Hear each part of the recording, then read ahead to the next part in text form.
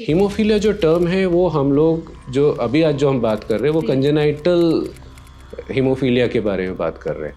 However there is something called acquired haemophilia. मतलब acquired मतलब जो फैक्टर 8 की डेफिशिएंसी है अगर आपके बॉडीज में उसके अगेंस्ट एंटीबॉडीज तैयार हो जाती है तो as an adult even a female can have bleeding and she can have hemophilia, but that is a acquired hemophilia. It is an entirely different disease compared to congenital hemophilia. उसकी management treatment वो भी अलग होता है. So this is one where the gender determination is otherwise should be allowed. Obviously in our country there are lots of regulation इस चीज़ को लेके, लेकिन gender इसमें allowed है क्योंकि अगर वो female fetus है तो then it's not a problem क्योंकि at most she will be a carrier. So obviously it is no risk to the person's life, the fetus life. लेकिन अगर वो मेल है, मेल fetus है तो उसमें वो टेस्ट किया जाता है. By 10th or 12th week of pregnancy you can do a test by taking a blood sample from the cord blood, है ना, या कोरियोनिक बिलस जो होता है उससे टेस्ट करके आप लैब में भेजते हो और वो लोग टेस्ट करके ये बता सकते हैं कि अगर ये फीटस में हीमोफीलिया से अफेक्टेड है या नहीं है. पेरेंट ये देखेगी कि बच्चे में ब्रूजिंग हो रहा है, नीले निशान पड़ रहे हैं या जॉइंट में स्वेलिंग आ रहा है, तो वो फर्स्ट पोर्ट ऑफ कॉल उनका अपने लोकल फिजिशियन या लोकल पीडियाट्रिशियन के पास ही होगा.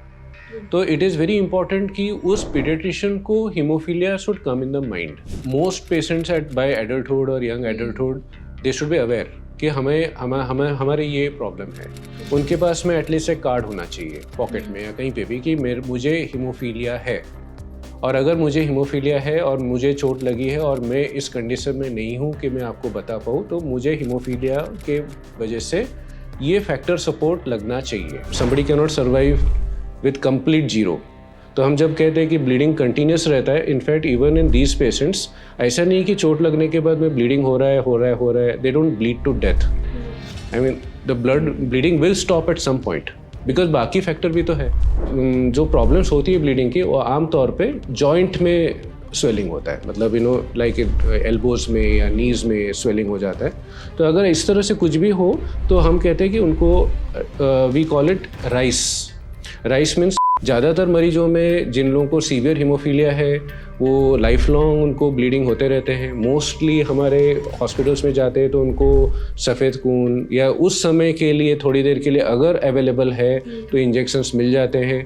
तो इस तरह से इन मरीजों में, इन बच्चों में जॉइंट्स में काफ़ी सारे डैमेज हो जाता है एंड आगे चल के इनका चलने फिरने में भी दिक्कत होती है, रूटीन लाइफ में भी प्रॉब्लम आती है, जॉइंट स्वेलिंग हो जाता है. There is no permanent treatment for haemophilia.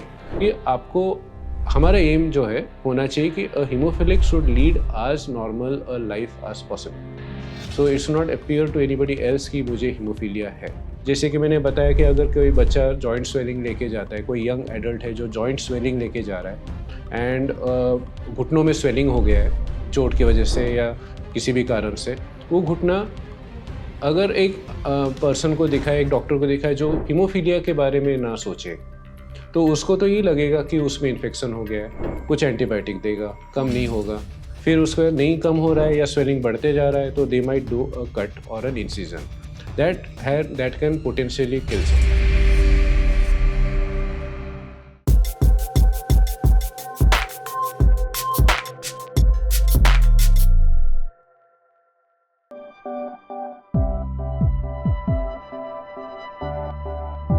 जब आपको चोट लगती है तो कई बार क्या होता है, चोट लगने के बाद घाव बनता है, उसमें खून निकलता है और थोड़ी देर बाद खून ठीक भी हो जाता है निकलना. लेकिन कुछ ऐसी कंडीशंस भी होती हैं कि चोट लगने के बाद खून अगर एक बार निकलना शुरू हुए तो वो निकलता ही रहता है, बंद ही नहीं होता है. इस कंडीशन को हम बोलते हैं हीमोफीलिया. आज की हमारी इस एनबीटी स्वास्थ्य चर्चा में हम बात करेंगे हीमोफीलिया की. आखिर में हीमोफीलिया क्या होता है, क्या क्या इसके सिम्टम्स हैं, किन कारणों की वजह से होता है, ट्रीटमेंट ऑप्शंस क्या अवेलेबल हैं, सारी चीज़ें आज की इस चर्चा में कवर करेंगे. हाय, मेरा नाम है वर्षा दुबे और आपका बहुत बहुत स्वागत है एनबीटी स्वास्थ्य चर्चा में. आज हमारे साथ इन सारे टॉपिक्स पर बात करने के लिए एक बहुत ही इंपॉर्टेंट और बहुत ही स्पेशल गेस्ट मौजूद हैं. हमारे साथ मौजूद हैं डॉक्टर प्रभाष चंद्र मिश्रा, जो कि एक हीमेटोलॉजिस्ट हैं और आज हीमोफीलिया पे हमें गाइड करेंगे. Hello doctor, welcome to NBT स्वास्थ्य चर्चा. Happy to be here. Pleasure sir. So like I said कि आज के हमारे इस एनबीटी स्वास्थ्य चर्चा में हम हीमोफीलिया के बारे में बात करेंगे। सबसे पहले तो ये जानेंगे हम थोड़ा कि हीमोफीलिया क्या होता है, क्योंकि कई बार क्या होता है ना, जैसे मैंने इंट्रो में भी बताया कि कुछ लोगों को चोट लगती है तो उनका खून तो बंद हो जाता है निकलना, लेकिन कई बार वो खून घंटों घंटों निकलता रहता है। कई बार ये भी होता है लोगों को समझ नहीं आता कि क्या रीज़न है इसके पीछे से, क्या कारण है। तो थोड़ा बताइए कि हीमोफीलिया क्या होता है। अगर सिंपल भाषा में अगर समझाया जाए तो हमारे बॉडी में खून पतलापन और खून का गाढ़ापन दोनों के बीच में एक बैलेंस होता है। ताकि खून एकदम गाढ़ा होकर ब्लॉक ना हो जाए और फ्लो भी चलता रहे। इस चीज़ के लिए हमारे शरीर के अंदर बहुत सारे ऐसे द्रव्य हैं जो खून को पतला भी रखते हैं, और कुछ फैक्टर्स ऐसे होते हैं जो खून को गाढ़ा रखते हैं। गाढ़ा रखने वाले जो फैक्टर्स होते हैं उसमें से एक होता है फैक्टर 8, फैक्टर 9 और वॉन विलब्रेंट फैक्टर। इनके कमी होने से बंदे का जो खून है वो पतला हो जाता है, और उसके कारण से इनमें ब्लीडिंग का रिस्क बढ़ जाता है। हीमोफीलिया ए होता है जो फैक्टर 8 की कमी उससे होता है। हीमोफीलिया बी होता है वो फैक्टर 9 की कमी से होता है। और एक तीसरा होता है वॉन विलब्रेंट फैक्टर, जो कि अगर बहुत ज़्यादा सीवियर डेफिशिएंसी अगर हो तो ये हीमोफीलिया ए के तरह प्रकट होता है। ओके सर, अभी आपने ना कुछ फैक्टर्स बताए कि अलग अलग फैक्टर्स होते हैं जिनकी वजह से हीमोफीलिया की कंडीशन देखने को मिलती है। अगर हम जेनेटिक बात करें तो क्या ये जेनेटिक ट्रांसफर होता है, जेनेटिकली इसका कुछ प्रीडिस्पोजिशन रहता है? यस, तो बहुत अच्छा सवाल है, बहुत अहम है। तो ये हमारी जो फैक्टर डेफिशिएंसीज है दीज आर जेनेटिकली ट्रांसमिटेड, और ये हमारे जैसे सिर्फ बॉयज़ में होता है। Factor 8, factor 9 will only happen in boys. They are transferred via the mother from the father. So father से मदर के तरफ जो है जेनेटिक डेफिशिएंसी ट्रांसफ़र होता है, और वो ट्रांसफ़र फिर बॉयज़ में आता है। इसको बोलते हैं एक्स लिंक्ड। मतलब हमारे फीमेल्स में 2 एक्स होते हैं और मेल में एक एक्स होता है और एक वाई होता है। और ये एक्स क्रोमोसोम के ऊपर ये जीन होता है जो हमारी फैक्टर्स बनाने के लिए ड्राइव करता है। तो अगर आपके फैक्टर एक्स की कमी है तो ऑब्वियसली बॉयज़ में तो एक ही एक्स है, तो इसीलिए उनमें ब्लीडिंग हो जाती है। लेकिन फीमेल्स में क्योंकि 2 एक्स है इसलिए दूसरे एक्स से काम चलता है, तो they are not bleeding, they will be just carrier. इनको बोलते हैं कैरियर स्टेट, मतलब you are carrying a gene which can cause a problem. And that obviously फिर आपके डॉटर में वो ट्रांसफर होता है as a carrier, but the son gets the disease. Okay, मतलब जो डिजीज है वो होता है लड़के को ही होता है, लेकिन जो कैरियर है वो मदर है। Mother will be a carrier, so she will be always be transferring. So that is why हम लोग जब बात करते हैं तो पेशेंट जब हमारे पास आता है तो हम पूछते हैं आपके कोई और भाई को होता है क्या, फिर मदर को पूछते हैं कि आपके साइड में आपके ब्रदर को था क्या, आपके फादर को था क्या। So it is a matrilineal kind of transmission. तो ये होता है फैक्टर 8 और फैक्टर 9। लेकिन वॉन विलब्रेंट फैक्टर जो होता है वो एक्स लिंक नहीं होता, तो वो बोथ फीमेल्स एंड मेल्स में भी हो सकता है। वेरी रेयर सिचुएशन होता है उसको। क्या होता है कि जो हम लोग 2 एक्स होता है उसमें से एक x might get inactivated in a female, and those females might present as a bleed, but those are एकदम very rare. But mostly for general information for people, it is transmitted to the boys via the females. Okay. Doctor, आपने अभी explain किया कि mostly जो है वो mother से, मतलब मदर कैरियर है। कैरियर, हाँ, और वो लड़कों में ही ज्यादा ट्रांसफर होता है, और ज्यादातर लड़कों में ही ट्रांसफर होगा, और लड़कियों में वो ट्रांसफर होता है, but the daughter will be a career.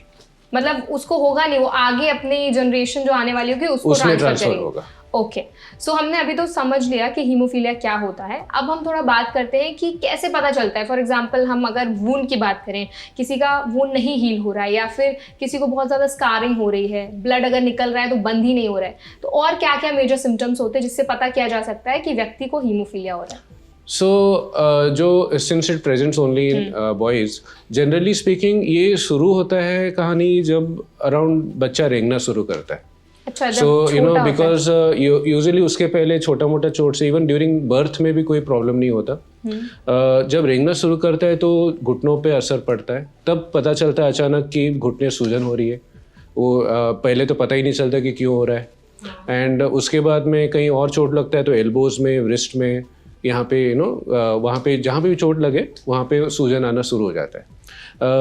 शरीर पे जहाँ पे भी चोट लगे, क्योंकि एक बार बच्चा फिर भागना शुरू करता है, कहीं कहीं चोट लगता है तो नीले निशान आने शुरू हो जाते हैं।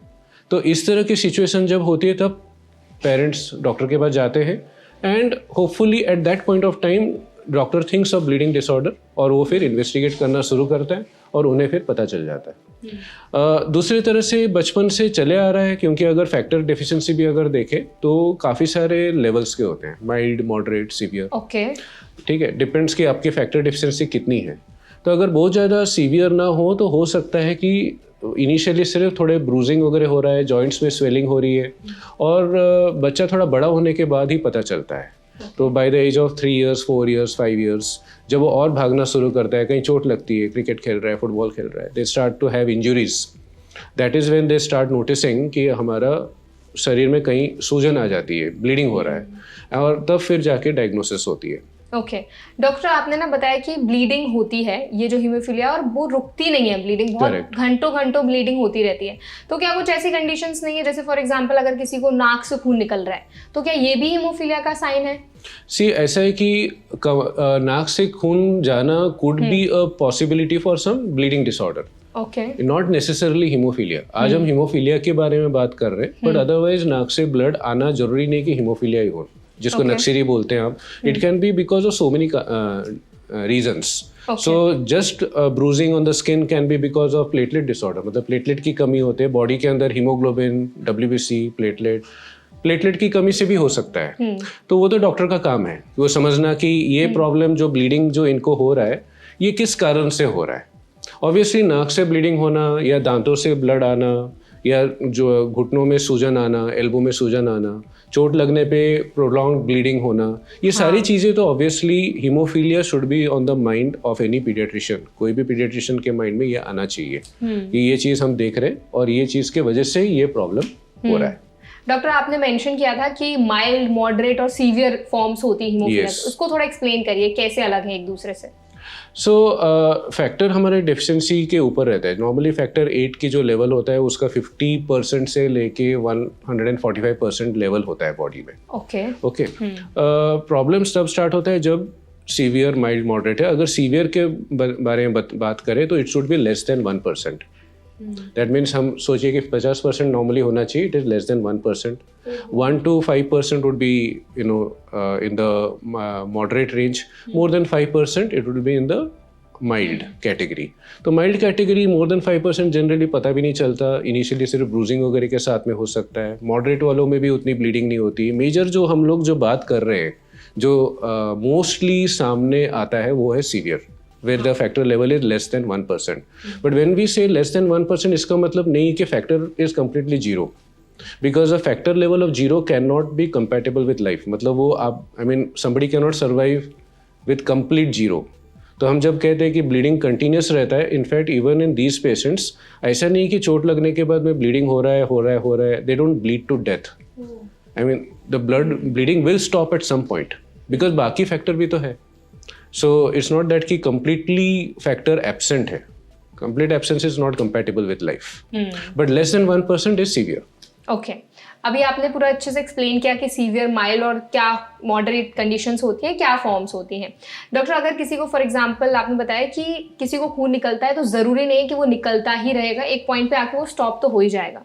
सो फॉर एग्जांपल अगर किसी को ब्लड निकल रहा है, कोई छोटा बच्चा है, तो उनके पेरेंट्स को क्या स्टेप लेने चाहिए? Generally speaking once the diagnosis has been made, like हमने अभी एक बच्चा है जिसको हमने डायग्नोस किया है कि सीवियर हीमोफीलिया है, एक डिस्कशन तो होता है अबाउट ट्रीटमेंट, क्योंकि वो हम बात करेंगे कि उसको कैसे अवॉइड किया जाए, कैसे ट्रीट किया जाए। और दूसरा होता है lifestyle changes. So our aim of treatment is that कि the child should be able to lead a normal life as much as possible. However at least in India हम लोग यही बताते हैं कि चोट वगैरह से बचा के रखना है।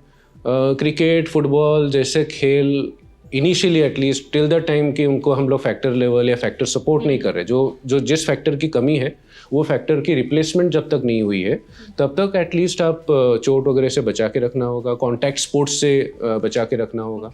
और अगर जो प्रॉब्लम्स होती है ब्लीडिंग की वो आमतौर पे जॉइंट में स्वेलिंग होता है, मतलब लाइक एल्बोज में या नीज में स्वेलिंग हो जाता है।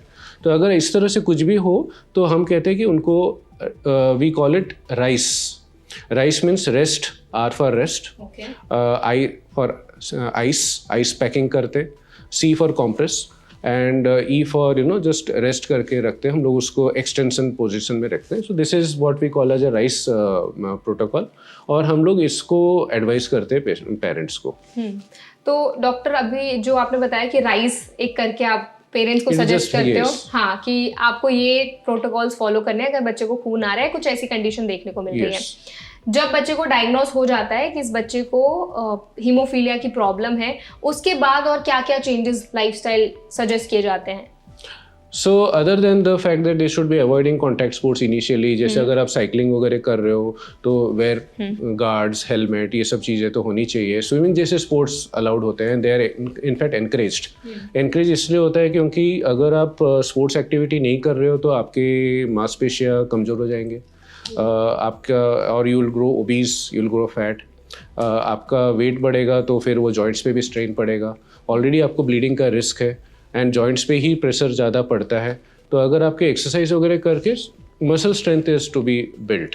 सो हम उस तरह के स्पोर्ट्स बोलते हैं, जैसे स्विमिंग है, या you can play even individual sports. So those kind of sports are allowed where there is no contact, so that these इन बच्चों में मसल वीकनेस वगैरह ना हो. हेल्दी लाइफस्टाइल होना चाहिए so that they don't develop new problems like hypertension, diabetes. जो lifestyle वाले डिजीजेस है, they should avoid those. So because for example अगर आप किसी को आगे चल के कार्डियक प्रॉब्लम्स होते हैं, अब उसमें आपको ब्लड थिनर्स अगर देने हैं तो it can become a difficult situation कि आप इधर ऑलरेडी इनको they already having a bleeding problem and on the other hand आपको ब्लड थिनर्स भी देने. तो यू अवॉइड लाइफस्टाइल वाले जो प्रॉब्लम्स है वो अवॉइड करने चाहिए. आगे चल के इनको फैक्टर सपोर्ट वगैरह इंजेक्शन की ज़रूरत पड़ती है, तो ऑब्वियसली वेट बेस्ड रेजिमेंट्स होते हैं जहाँ पे आपके वेट के हिसाब से आपको दवाइयाँ दी जाती है. तो ज़्यादा वेट होता है तो आपको ज़्यादा फैक्टर की ज़रूरत पड़ती है, कॉस्ट बढ़ जाता है. So these are the advice that we give. Okay, so doctor अभी तो हमने लाइफस्टाइल चेंजेस के बारे में डिस्कशन किया. अगर हम रिस्क फैक्टर्स की बात करें तो हीमोफीलिया में क्या इंटरनल ब्लीडिंग ज़्यादा होने का भी रिस्क रहता है? Yes, of course. So brain के अंदर ब्लीडिंग होना या गट में ब्लीडिंग होना, ये सब रिस्क भी रहता है. इसीलिए हम लोग कॉन्टैक्ट स्पोर्ट वगैरह अवॉइड करने के लिए बोलते हैं कि सर पे चोट लगी तो brain, you can have a brain haemorrhage. अगर आपको even you can have bleeding from the gut also, but वो मोस्टली हम लोग इस तरह के सीवियर, थैंकफुली इतना सीवियर ब्लीडिंग वगैरह यूजुअली नहीं देखते. But definitely with any kind of trauma आपको इंटरनल ब्लीडिंग भी हो सकता है. बट मोस्टली इंटरनल ब्लीडिंग अपने आप से नहीं होता, मतलब theoretically speaking it can happen, but it happens only mostly with some kind of trauma. Okay, apart from genetic factors, क्या हीमोफीलिया के और भी कॉजेज होते हैं होने के, कि सिर्फ एक ही जेनेटिक ही कॉज है? सो हीमोफीलिया जेनेटिकली तो होता ही है, बट जितने हीमोफीलिया पेशेंट्स वर्ल्ड वाइड है वो सारे के सारे जेनेटिक ट्रांसमिशन के द्वारा ही एक्सप्लेन नहीं किया जा सकता. तो कई बार we do expect that there are certain spontaneous mutations, मतलब कहीं ना कहीं तो स्टार्ट होगा ना, तो there might be some spontaneous mutations also. So ये तो जेनेटिक वाली पार्ट हो गई. हीमोफीलिया जो टर्म है वो हम लोग जो अभी आज जो हम बात कर रहे हैं वो कंजेनाइटल हीमोफीलिया के बारे में बात कर रहे हैं. However there is something called acquired haemophilia. मतलब एक्वायर्ड मतलब जो फैक्टर 8 की डेफिशिएंसी है, अगर आपके बॉडीज में उसके अगेंस्ट एंटीबॉडीज तैयार हो जाती है, तो as an adult even a female can have bleeding and she can have hemophilia, but that is a acquired hemophilia. It is an entirely different disease compared to congenital hemophilia. उसकी management, treatment वो भी अलग होता है. मैं सिर्फ इसलिए बता रहा हूँ क्योंकि वो टर्म हीमोफीलिया उसमें भी यूज होता है, लेकिन वो एक्वायर्ड है, ये कंजेनाइटल है, उसमें कंफ्यूजन नहीं होनी चाहिए. यस. सो डॉक्टर, ये तो आपने डिफरेंस बहुत अच्छे से एक्सप्लेन किया है. आई एम श्योर हमारी ऑडियंस को बहुत अच्छे से समझ आया होगा. अगर हम कुछ और सिम्टम्स की बात करें, आपने पहले सिम्टम्स बताए थे कि जॉइंट्स में वो स्वेल्ड हो जाते हैं, जितने जॉइंट्स एरिया हैं, अगर किसी को हीमोफीलिया है, क्या यूरिन में भी ब्लड आता है? You can have bleeding from any part of the body. So you can have stool में bleeding हो सकता है, यूरिन में bleeding हो सकता है, लेकिन again I am coming to this, theoretically it can happen. अगर आपको किडनी स्टोन्स है तो आपको वैसे भी ब्लड आ सकता है. तो any kind of injury, internal injury, external injury, you can have bleeding. But mostly जो भी हीमोफिलिक पेशेंट्स है उसमें ये इस तरह के इंटरनल ब्लीडिंग, यूरिन ब्लीडिंग, गट ब्लीड, इंट्राक्रेनियल ब्लीड, जिसको विद इन द हेड जो ब्रेन ब्लीड्स, ये सारी चीज़ें यूजुअली कॉमन नहीं होता. मतलब it is not a common presentation. अगर किसी को यूरिन से ब्लड आ रहा है तो haemophilia is not the first thing which comes to mind. वो किसी और कोई बहुत सारे कारणों से भी यूरिन में ब्लीडिंग आ सकता है. बट थियोरेटिकली येस, हीमोफीलिया की वजह से ब्लीडिंग आपको कहीं से भी हो सकता है।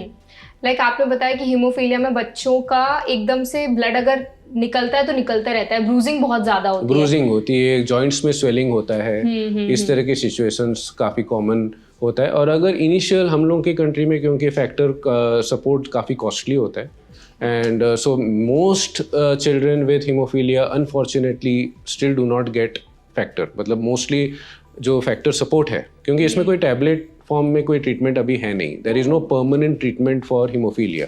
ये जेनेटिक प्रॉब्लम है। जेनेटिक प्रॉब्लम की वजह से आपके शरीर के अंदर कुछ फैक्टर है, वो कमी है, वो आपको बस पूरा करना है।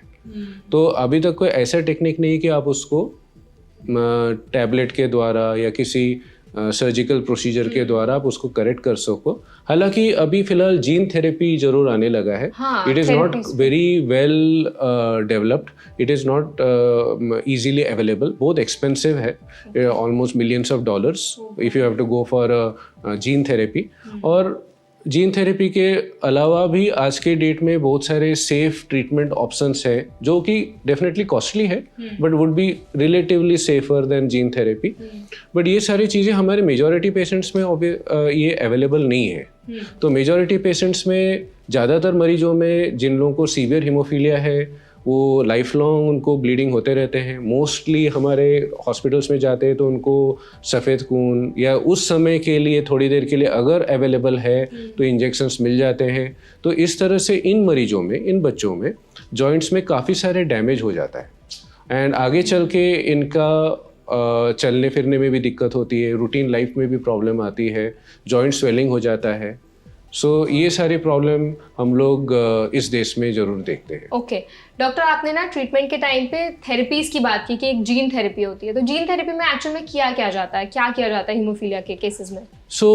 जीन थेरेपी में हमारे जो फैक्टर है, जो कमी है, वो हम पूरा करने की कोशिश करते हैं। तो this are usually done through something called viral vectors. तो कुछ वायरसेस होते हैं जिसको, जो बॉडी के अंदर पैथोजेनिक नहीं होती है, उनके थ्रू हम लोग जेनेटिक कोड सेल के अंदर ट्रांसफ़र करते हैं, और ताकि वो सेल के अंदर जो चीज़ की कमी है, पेशेंट के सेल लिया जाता है, we collect those blood cells, और उन सेल्स के अंदर हम लोग वायरस के द्वारा वो जीन जो कोड की कमी हमारे शरीर में है उसको पूर्ति करते हैं, ताकि वो सेल्स अब फैक्टर 8 बनाना शुरू करें, and then they are transferred back into the patient's body. तो ये उससे completely क्योर हो जाता है? It can be cured in these patients. Wow. It is not like it will completely replace the way the body manufactures factor 8, but at least to an extent it does produce. कुछ मरीजों में ये चीज़ कम होती जाती है और फिर वो निकल भी जाता है. So it is not like it is permanent in some patients. Some patients it does work. Okay. तो ट्रीटमेंट के बारे में आप बता रहे थे कि इसके लिए कोई प्रॉपर मेडिकेशंस नहीं है हीमोफीलिया के लिए। करेक्ट। तो जो बच्चे हैं, फॉर ऐसा भी होता है कि विद एज भी उनमें वो फैक्टर्स कम होते जाएं, विद एज की हीमोफीलिया की जो सीवियरिटी है वो कम होती जाए? अगर फैक्टर 8 आपकी सीवियरिटी है, वही सीवियरिटी लेके आप पूरे जिंदगी रहते हो, क्योंकि आपका फैक्टर लेवल जो प्रोडक्शन हो रही है वो चेंज नहीं होने वाला है। आपकी शरीर जिस फैक्टर लेवल से निकला है वही फैक्टर लेवल आपका रहने वाला है। सो इट डजंट मीन कि कोई अगर माइल्ड हीमोफिलिक है तो वो मॉडरेट या सीवियर हो जाएगा, या वो कोई सीवियर है तो ऑटोमेटिकली कोई एक दिन पर्टिकुलरली वो मॉडरेट या माइल्ड हो जाएगा। आपका factor severity is not going to change. तो फिर कैसे जो पर्सन है, जो पेशेंट, उसको रिलीफ कैसे मिलता है हीमोफीलिया से? तो अगर हम आइडियल सिचुएशन देखें तो हमें उनका फैक्टर सपोर्ट देना पड़ेगा। तो अगर आपके फैक्टर 8 की कमी है तो फैक्टर 8 कॉन्सेंट्रेट बोलते हैं, जो इंजेक्शंस बनते हैं, these are made in various ways. या तो आपके ब्लड प्रोडक्ट्स के द्वारा बनाए जाते हैं या रिकॉम्बिनेंट डीएनए टेक्नोलॉजी के द्वारा भी बनाए जाते हैं। आज के डेट में कुछ ऐसे इंजेक्शंस भी है जो वही काम करते हैं जो आपके फैक्टर 8 और फैक्टर 9 का काम शरीर के अंदर होता है। सो इन इंजेक्शंस के द्वारा आप पेशेंट को एक तरीके से सीवियर हीमोफीलिया से कन्वर्ट करके मॉडरेट या माइल्ड में कन्वर्ट करने की कोशिश करते हैं। So it's not that your factor levels are completely normal, लेकिन आप उतना फैक्टर उनका बढ़ा देते हो ताकि उनका रेगुलर बेसिस पे जो ब्लीडिंग वगैरह होता है वो रुक जाता है। और इस तरह का सपोर्ट अगर आप बचपन से ही शुरू कर देते हो तो इन पेशेंट्स में they can have A pretty much normal lifestyle through their life. Doctor, हमने जितना भी डिस्कशन किया, मोस्टली ये जो हीमोफीलिया की डिसऑर्डर है वो बचपन में ज़्यादा प्रोमिनेंटली देखने को मिलता है, बचपन से ही साइंस दिख जाते हैं। बच्चा छोटा होता है, पेरेंट्स भी कई बार पैनिक कर जाते होंगे। आई एम श्योर आपके पास भी ऐसे बहुत सारे पेरेंट्स आते होंगे, तो आप उनको क्या एडवाइस देते हैं, कैसे अपने बच्चे की केयर कर सकते हैं वो? एक तो पहले डायग्नोसिस होने के बाद में हम उनसे पहला चीज़ तो यही बताते हैं कि आपके अगर मदर है तो वी टेल कि at least part of your family जो भी आपके तरफ के दे शुड नो कि इस तरह सा सिचुएशन है, so that in future at least people are aware कि such a genetic problem is running through the family and they should have to take, will definitely उसके बारे में हम डिस्कशन करेंगे कि किस तरह से we can diagnose earlier. Other than that for the child, जैसे कि मैंने बताया, हम लोग फैक्टर सपोर्ट की डिस्कशन करते हैं कि आपको ये हीमोफीलिया है, हीमोफीलिया 8 डेफिशिएंसी है, ये फैक्टर 8 डेफिशिएंसी है। तो हम लोग डिस्कशन करते हैं कि किस तरह के आपके पास ट्रीटमेंट ऑप्शंस है। फैक्टर 8 कॉन्सेंट्रेट्स है, रिकॉम्बिनेंट फैक्टर्स है, और आज के इधर एमोसिलजुमैब करके एक और इंजेक्शन भी आता है। तो ये इन कुछ इंजेक्शंस है फैक्टर सपोर्ट जो हम इंट्रावीनसली देते हैं, तो हर हफ्ते हमें रिप्लेसमेंट के तौर पे इंट्रावीनसली देना पड़ता है। कुछ इंजेक्शन आते हैं जो आजकल सबक्यूटेनियस फॉर्म में भी आते हैं, जैसे इंसुलिन लगता है, हाँ। उस तरह से भी आप इंजेक्शन लगवा सकते हो। तो इस तरह के हम सारे डिस्कशन करते हैं ऑब्वियसली। और ये सारे फैक्टर सपोर्ट आज की डेट में most patients in the country do not get it free. मतलब येस, गवर्नमेंट के तरफ से काफ़ी सपोर्ट होने की कोशिश तो की जा रही है, but there is no 100% coverage for all patients. तो ये हो सकता है कि कुछ जगह पे ब्लीडिंग होने के बाद ही आपको फैक्टर सपोर्ट मिलता है, कुछ जगह पे थोड़ा कुछ और फैक्टर मिल जाती है, but these treatments are costly. तो हम लोग पेरेंट्स से डिस्कशन करते हैं कि हम ये सारी चीज़ें कर सकते हैं at a minimum, at least in the initial phases. अगर कोई पेशेंट जहाँ रहता है, हम पता करते हैं कि उनके पास में कौन सा हॉस्पिटल वगैरह है जहाँ पे सफ़ेद खून, जिसको FFP बोलते हैं या क्रायोप्रेसिपिटेट बोलते हैं, ये अवेलेबल होगा, ताकि हम उनको बोले कि आप वहीं पास के जो भी हॉस्पिटल ये है, तो you connect with them, keep them in उनके पास में इंफॉर्मेशन रखें कि आपके बच्चे को अगर कोई प्रॉब्लम होती है, ब्लीडिंग होता है, चोट लगता है, और अगर वो तुरंत उनके इमरजेंसी में पहुंचते हैं तो वहाँ पे इमीडिएटली उनका ख्याल रखा जा सके। उनको ये बताते हैं कि आप स्कूल में ज़रूर इन्फॉर्म करें। अगर फैक्टर सपोर्ट अगर लग रहा है तो ठीक है, बट अदरवाइज कॉन्टैक्ट स्पोर्ट्स जैसे कि मैंने बताया, फुटबॉल, क्रिकेट, ये सब अवॉइड जरूर करना चाहिए, बास्केटबॉल।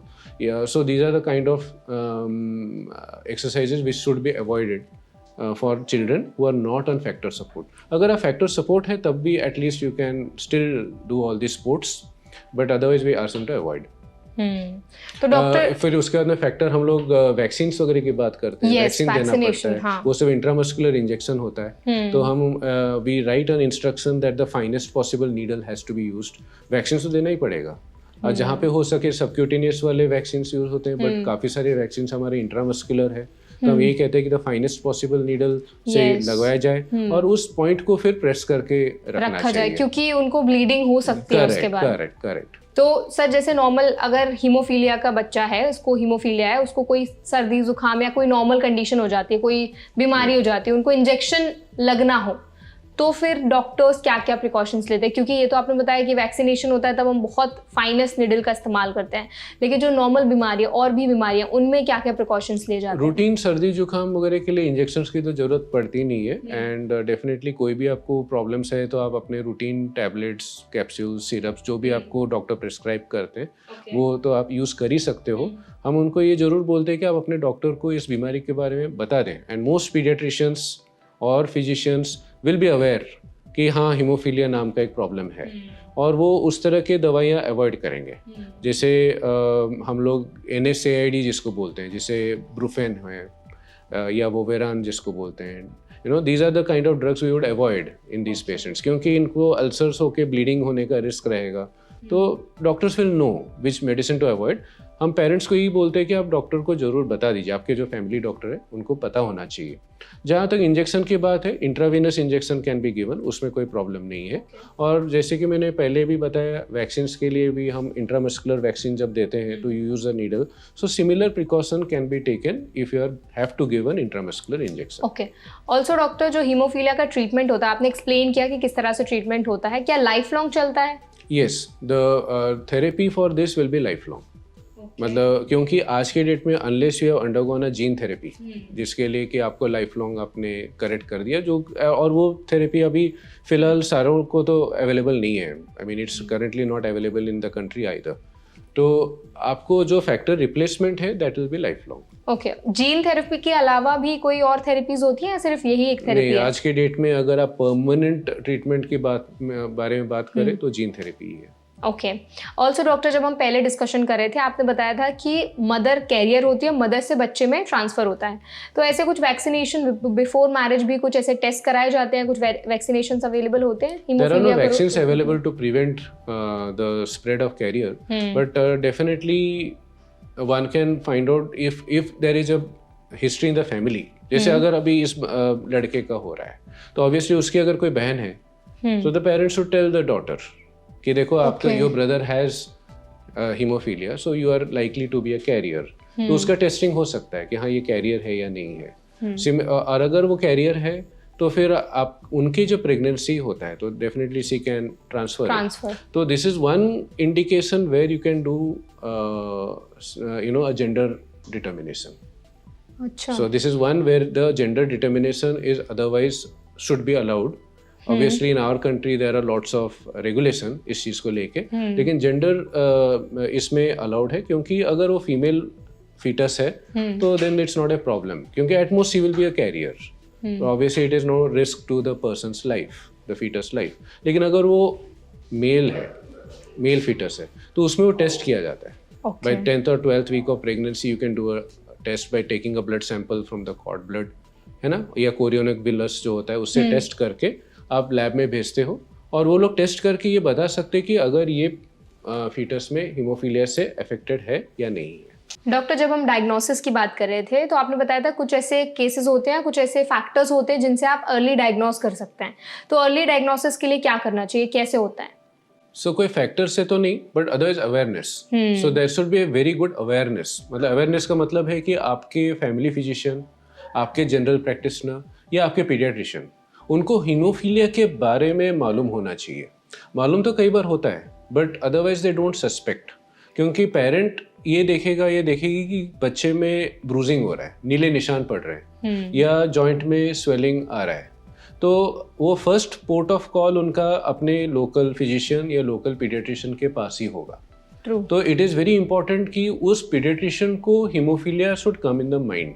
नहीं तो फिर क्या होता है कि अगर जॉइंट में स्वेलिंग है तो उनको आर्थराइटिस और रूमेटिक फीवर इस तरह की चीज़ों के ऊपर चले जाता है। इवन यंग एडल्ट्स में हमने बहुत पहले, एटलीस्ट आज के डेट में शायद मैं कम देख रहा हूँ, बट अदरवाइज जॉइंट में स्वेलिंग है तो किसी ने कट लगा के कोशिश करी है कि उसमें से कुछ पस निकाल लें, तो because they are not aware, क्योंकि जॉइंट में स्वेलिंग और ब्लीडिंग होने के बाद वो भी गर्म लगता है, वो भी एक इन्फेक्टेड जॉइंट की तरह लगता है। मतलब ऐसा लगता है कि जो हमारा नी है या घुटना है या जो एल्बो है उसमें कहीं इन्फेक्शन हो गया है, स्वेलिंग हो गई है, पेन है, टेंडरनेस है, तो ये एक इन्फेक्शन की तरह दिखता है कि और थोड़ा सॉफ्ट लगता है क्योंकि ब्लीडिंग हो चुकी है।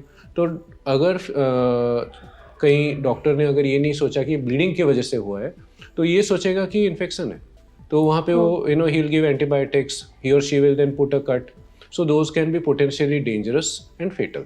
तो अवेयरनेस होना बहुत जरूरी है कि हाँ, हमें अगर ब्रूजिंग हो रही है तो we should think of a bleeding disorder और a coagulation disorder. Sir doctor, ये तो आपने अवेयरनेस की बात की कि हीमोफीलिया के बारे में अवेयरनेस होना बहुत इंपॉर्टेंट है, क्योंकि अगर इसको सही ट्रीटमेंट सही टाइम पे नहीं मिलता है तो बहुत ज़्यादा डेंजरस हो सकता है पेशेंट के लिए, और सही स्टेप्स ना लिए जाएं। फॉर एग्जाम्पल, अगर किसी व्यक्ति को चोट लगी है या उसको खून निकल रहा है तो उसके जो पेरेंट्स हैं, उसके आसपास वाले जो लोग हैं, उनके क्या स्टेप्स होने चाहिए, क्या प्रिकॉशंस लेने की ज़रूरत है? ये आमतौर पे ऐसा नहीं होता है कि चोट लगते ही एकदम से ब्लीडिंग वगैरह चल रहा है। सो द कॉमनेस्ट प्रॉब्लम जो होता है वो होता है जॉइंट स्वेलिंग।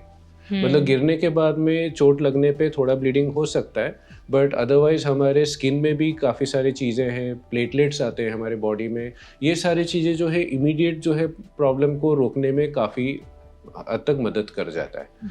प्रॉब्लम होती है विद द जॉइंट ब्लीडिंग। चोट लगी है जॉइंट को, हम गिर पड़ते हैं कई बार, तो हमारे लिए तो उतना प्रॉब्लम नहीं होता, पर अगर वो सीवियर हीमोफिलिक है तो घुटने पे अगर चोट लगी है तो उसमें ब्लीडिंग हो सकता है। स्वेलिंग हो सकती है। तो इसके लिए हम वही, जैसे मैंने पहले भी बताया था, we discuss RICE therapy. Okay. Immediately that should, R stands for rest, I stands for immobilisation. Immobilisation मतलब कीप इट रेस्टेड, एक स्प्लिंट लगा लीजिए। Okay. I also stands for ice, कि कोल्ड कॉम्प्रेस। पर आइस ऐसा भी नहीं कि आप डायरेक्टली उसके ऊपर आइस लगाते जा रहे हो। तो generally you take cubes of ice, wrap it in some ice pack और उसको कपड़े के अंदर लिपट के उसको धीरे धीरे से आप उसके ऊपर लगाओ। कॉन्स्टेंटली कंटिन्यूस ना लगा के रखें, नहीं तो फिर आइस की वजह से भी वहाँ पे प्रॉब्लम हो सकता है। एंड उसके बाद में उसको कॉम्प्रेस करना है, ताकि आप उसके ऊपर you can have a bandage और something, so that there is no further swelling. And पैर को एलिवेट करके रखना है, मतलब जो जॉइंट या पैर इफेक्टेड है, चाहे वो हाथ है या पैर है, तो उसको थोड़ा उठा के रखे। हाथ है तो उसको स्प्लिंट में लगा के रखे ताकि वो रेस्टेड रहे। पैर है तो फिर उसको स्प्लिंट में लगा के सीधा रखे, ताकि तब जब तक आप उसमें फैक्टर सपोर्ट ना दो, उसमें और ब्लीडिंग ना हो। These are the first aid जो हम बताते हैं। Obviously again awareness plays a big role. That means a parent has to explain to the child. Obviously जब छोटा है, लेट अस से प्री प्राइमरी में है, तो उनको उतनी अवेयरनेस नहीं होगी। तो इसमें the teacher has to be made aware in the school कि ये इस तरह की प्रॉब्लम है, और अगर ऐसा हो तो हम लोग ये राइस थेरेपी हम कर सकते हैं। This is something that can be done. As the person grows older, बच्चा बड़ा हो रहा है, तो उसको अपने प्रॉब्लम के बारे में ज्ञान देना बहुत जरूरी हो जाता है, ताकि वो फिर ये बता सके बाई स्टैंडर्ड्स को या जो उसके साथ में कि ये मुझे ये चीज़ करने में मुझे दिक्कत होती है, या ये मुझे प्रॉब्लम है, तो ये आप मुझसे हेल्प कर सकते हो। That the person can then direct their own first aid therapy. I think sir ये बहुत ही यूजफुल होने वाला है हमारी ऑडियंस के लिए, क्योंकि आपने बहुत ही अच्छे से एलैबोरेट करके बताया कि राइस थेरेपी क्या होता है और कैसे इसको इम्प्लीमेंट किया जा सकता है, एग्जीक्यूट कैसे किया जा सकता है। ऑल्सो डॉक्टर, अगर हम बात करें मोर्टेलिटी रेट की हीमोफीलिया की, तो वो क्या है? Mortality rate as such we don't have the data for that in this country. In fact, for that matter, हमारे कंट्री में नंबर ऑफ हीमोफिलिक्स का ही डेटा बहुत क्लियर नहीं है। अच्छा। आज of today around 70 haemophilia chapters है पूरे कंट्री में, एंड उन सब में कुल मिला के अभी फिलहाल हमारे पास में 25,000 के करीब हीमोफिलिक्स रजिस्टर्ड है। बट इंडिया के जो साइज है, जितना पॉपुलेशन है, हम लोगों को ये लगता है कि कम से कम 2 लाख के करीब मरीज होने चाहिए।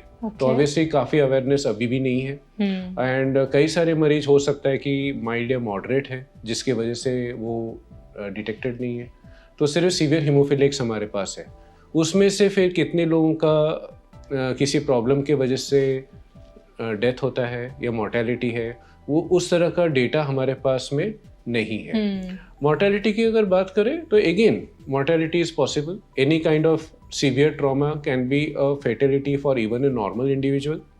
हमारी हीमोफीलिया के लिए डेफिनेटली वो ज़्यादा मायने रखता है। अगर अवेयरनेस न हो, जैसे कि मैंने बताया कि अगर कोई बच्चा जॉइंट स्वेलिंग लेके जाता है, कोई यंग एडल्ट है जो जॉइंट स्वेलिंग लेके जा रहा है एंड घुटनों में स्वेलिंग हो गया है चोट की वजह से या किसी भी कारण से, वो घुटना अगर एक पर्सन को दिखाए, एक डॉक्टर को दिखाए जो हीमोफीलिया के बारे में ना सोचे, तो उसको तो ये लगेगा कि उसमें इन्फेक्शन हो गया है, कुछ एंटीबायोटिक देगा, कम नहीं होगा।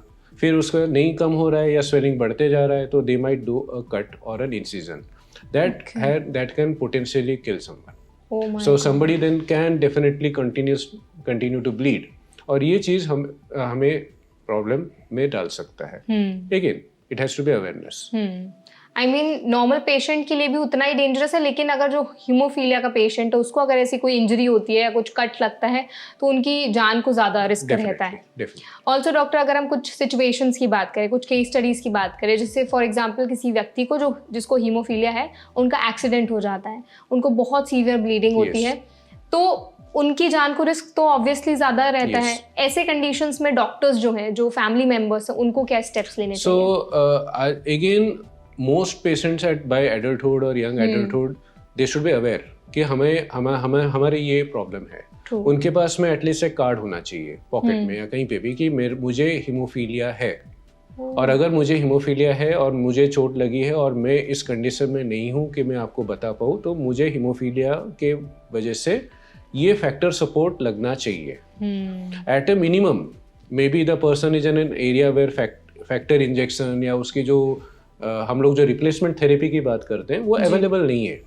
But at least in some major hospital and most centres in the country one can expect कि कम से कम सफ़ेद खून जिसको FFP बोलते हैं या क्रायो प्रेसिपिटेट है ये शायद अवेलेबल हो सकता है. तो एटलीस्ट उसके कार्ड में ये लिखा होना चाहिए कि अगर मुझे ब्लीडिंग हो रहा है तो मुझे ये सफ़ेद खून दिया जाए, ताकि ये चीज़ का रिप्लेसमेंट मुझे होना चाहिए. लेट अस से समबडी कम्स टू मी, मेरे पास में कोई आता है कि हाँ ये आपको ये हीमोफिलिक है, इनको चोट लगी है, तो ये ब्लीडिंग हो रहा है, तो हम लोग उसके लिए वी हैव गाइडलाइंस, हमारे पास प्रोटोकॉल्स है जो ये कहता है कि इस पेशेंट में इस वजन के लिए हम लोग वेट देखते हैं पेशेंट का अप्रोक्सीमेटली, हम इसके लिए हमें इतना फैक्टर सपोर्ट देने की जरूरत है. सो ये हम करते हैं. ऑब्वियसली किसी भी हीमोफिलिक को सर्जरी की भी रिक्वायरमेंट हो सकती है. Anybody can require a surgery in the future, isn't it? या इवन कुछ पेशेंट्स होते हैं जिनको जॉइंट प्रॉब्लम्स हो चुके हैं बचपन में, लेटर ऑन उनको जॉइंट सर्जरी करने की आवश्यकता होती है. कुछ लोग होते हैं जिनको दूसरे कारणों से भी सर्जरी की रिक्वायरमेंट होती है. तो ऐसे सिचुएशन में हम लोग इनको फैक्टर सपोर्ट करते हैं ताकि सर्जन को सर्जरी करने में कोई दिक्कत ना आए. मतलब सबसे ज्यादा इंपॉर्टेंट रोल है फैक्टर सपोर्ट का, फैक्टर सपोर्ट हीमोफीलिया के पेशेंट्स के लिए. डॉक्टर, अगर फॉर एग्जांपल जो हीमोफीलिया का पेशेंट है उसको और भी मेडिकल कंडीशंस है, जैसे डायबिटीज हो गया या ब्लड प्रेशर की प्रॉब्लम हो गई, तो ऐसे केसेस थोड़े कॉम्प्लिकेटेड होते हैं ज्यादा, इनको ट्रीट करने में मुश्किल आती है? Potentially create complications. अगेन बचपन से ही अगर इनको प्रॉपरली काउंसल किया जाए तो लाइफस्टाइल वाले डिजीजेस को अवॉइड किया जा सकता है. Yes, diabetes can occur, there are मतलब we have insulin dependent diabetes जो बचपन से भी हो सकता है, बट मेजॉरिटी केसेस में एटलीस्ट लाइफस्टाइल वाले प्रॉब्लम्स अवॉइड करने की सलाह पीडियाट्रिशियन और उसके बाद में हिमेटोलॉजिस्ट जरूर देंगे. पेशेंट को फॉलो करना चाहिए. And definitely if you have cardiac problems, आगे चल के आपको ब्लड थिनर्स उसके लिए भी देना पड़ता है या अलग मेडिकेशन देने पड़ते हैं, this can become potentially complicating for somebody who already has haemophilia. Okay doctor, एक बहुत ही आई थिंक सिचुएशनल कंडीशन है कि फॉर एग्जांपल जो हीमोफीलिया के पेशेंट अगर वो फास्टिंग करते हैं, हमने पहले बात की थी कि अगर वो गिर भी जाते हैं तो उनको ब्लड निकलता है और ब्लड कंटिन्यू निकलता रहता है और उनको मुश्किल हो सकती है, डेंजर हो सकता है उनकी लाइफ के लिए. अगर किसी ने बहुत लंबे समय से फास्ट किया हुआ है और वो फेंट हो जाते हैं तो भी उनकी लाइफ को रिस्क रहता है? सो फास्टिंग के वजह से स्पेसिफिकली कोई अलग प्रॉब्लम तो हीमोफिलिक के लिए नहीं होता. Okay. So haemophilic can undergo fasting. अभी रमजान गया था तो people can fast. Haemophilic can also do a fasting. There is no added complication कि आप हीमोफिलिक हो तो आप फास्टिंग नहीं कर सकते. अब ये क्या फास्टिंग के वजह से आपको चक्कर खा के आप गिरते हो, ब्लीडिंग होता है, but that is a very different situation. Okay doctor, आपने बहुत ही अच्छे से इलैबोरेट करके बताया है कि हीमोफीलिया क्या होता है, उसके लिए क्या क्या ट्रीटमेंट्स अवेलेबल है और क्या मेजर साइंस है जो आपको इग्नोर नहीं करने हैं. अब हम थोड़ा बात करते हैं डाइट का, क्योंकि हमेशा बोला जाता है कि हर एक डिसऑर्डर हो, बीमारी हो, कुछ भी हो, डाइट का इंपॉर्टेंट रोल होता है हमारी बॉडी में बहुत ज़्यादा. तो जो हीमोफीलिया के पेशेंट्स होते हैं उनके लिए क्या कुछ स्पेशल डाइट होती है, अलग डाइट होती है, कुछ ऐसे फूड आइटम्स होते हैं जो उनको अवॉइड करने हैं? नहीं, हमारे तरफ से हीमोफीलिया के लिए कोई स्पेशल डाइट नहीं है. ओके. हम लोगों की तरफ से कोई ऐसा स्पेशल इंस्ट्रक्शन नहीं है कि आपको ये पर्टिकुलर फूड प्रोडक्ट अवॉइड करना है, या हमारे पास ऐसा भी कोई इंस्ट्रक्शन नहीं कि आपको ये पर्टिकुलर फूड प्रोडक्ट ज़्यादा लेना है. आज usual for any person, again food can lead to lifestyle problems, तो you maintain a healthy eating lifestyle. लेकिन ये जो एडवाइस है can be given to all children. Obesity should not be a problem anyway, and definitely not for hemophilics as well. क्योंकि बाहर का आजकल process food बहुत खाते हैं. प्रोसेस फूड्स होता है, but that is not specifically pertinent for a hemophilic per se, but it is a general healthy lifestyle can always be advocated for all people. Okay. And definitely अगर आप hemophilic है तो आपको आगे चल के अगर कोई और लाइफस्टाइल डिजीजेस भी होते हैं, आप ओबीज हो जाते हो, तो आपके जॉइंट्स के ऊपर और स्ट्रेन पड़ने वाला है. आप ऑलरेडी हीमोफिलिक है जिनके कारण से आपके जॉइंट ब्लीडिंग हो सकती है, तो आप अपने ऊपर और प्रॉब्लम्स क्रिएट करने वाले हैं. तो इसलिए healthy eating habits should be advocated आज पर एनी अदर चाइल्ड. मतलब आपको जो भी खाना है मॉडरेशन में खाना है, आपकी डाइट हेल्दी होनी चाहिए, एक्टिव भी आई थिंक जितना ज़्यादा एक्सरसाइज वगैरह करेंगे वो भी हेल्पफुल रहेगा. एब्सोल्युटली.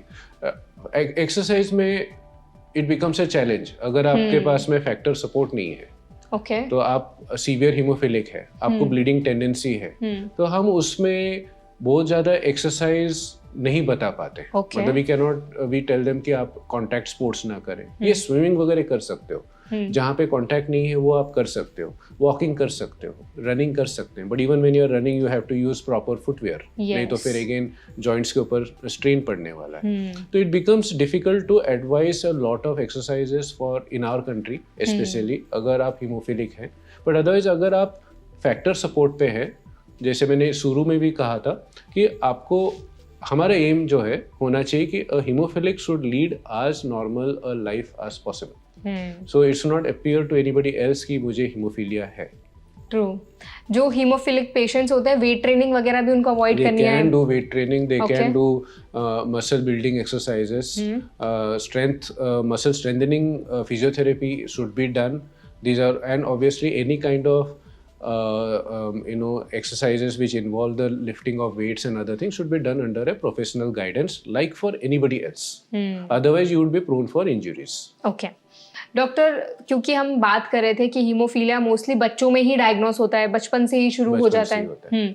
तो ऐसे में बच्चों के मेंटल हेल्थ पर भी कुछ असर पड़ता है इसका? Absolutely.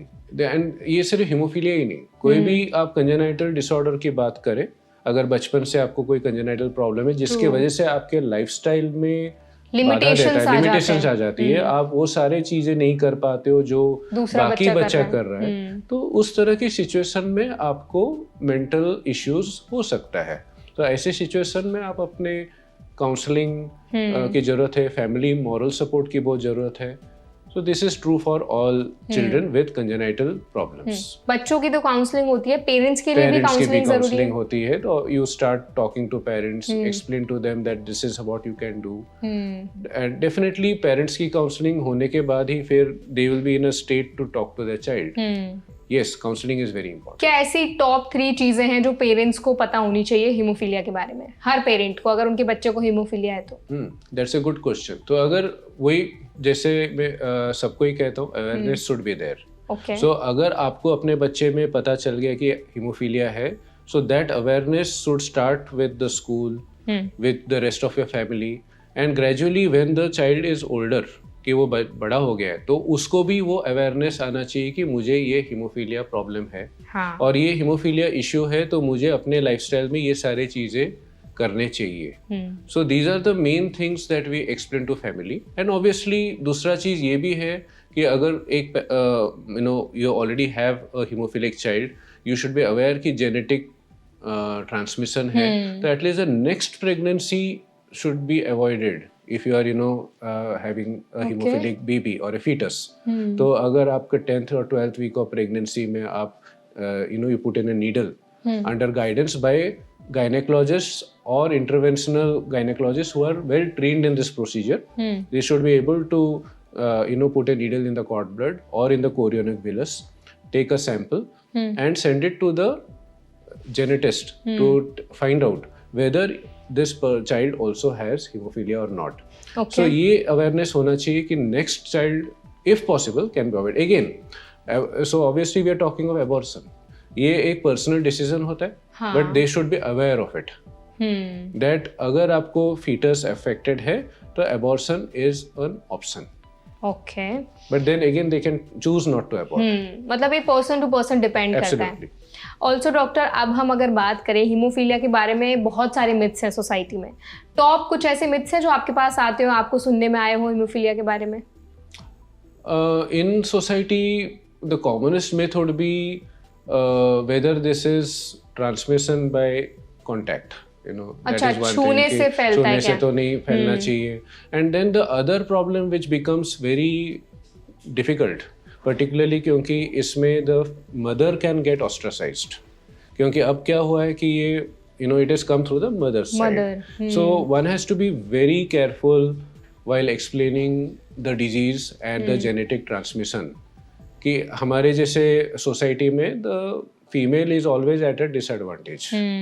So in this kind of situation, she should not be blamed for this kind of an issue.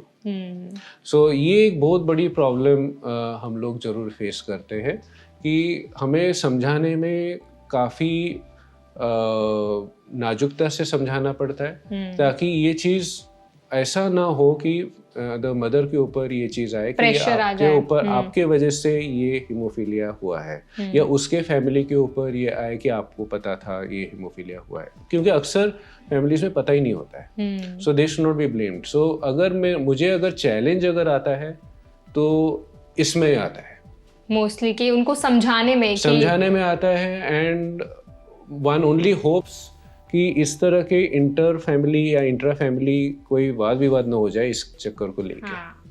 Doctor, I think haemophilia के बारे में हमें बहुत ज़्यादा अच्छी इन्फॉर्मेशन आज आपने दी है, बहुत ही इन्फॉर्मेटिव सेशन ये रहा है।